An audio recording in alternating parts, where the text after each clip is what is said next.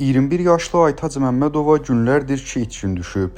Belə ki, Qardabani bələdiyyəsinin Kosallı kənd sakini Aytac Məmmədovadan aprel ayının 1-dən heç bir məlumat yoxdur.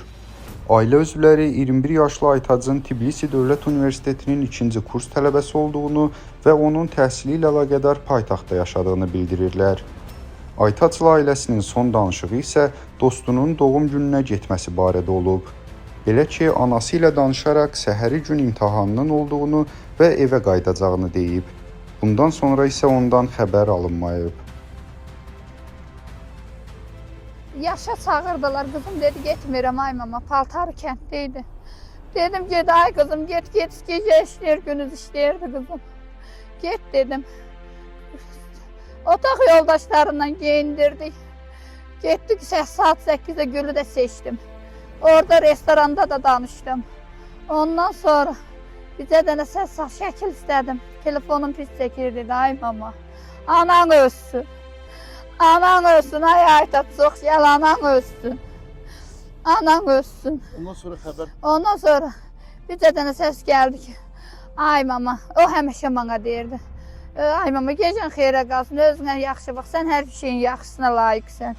Dedi onunla da ki, telefona zəng elədim, 2 xət getdi. Çağırdım və götürülmədi. O getməkdir, balam gedir. Onu da bildirək ki, Aytac Məmmədovanın telefonu, çantası və ayaqqabısı Kürd çayı yaxınlığında tapılıb. 21 yaşlı gəncin anası övladına nə olduğunu bilmədiyini deyir. Elza Omarova qızının tapılması üçün fəryad edir. 2 ayaqqabısı, 2 ayaqqabısı, sunkası, bir də telefonu. Hardan keçdiyi yerdən gerdə qalıb. Sunkalı addev gerdə qalıb balam.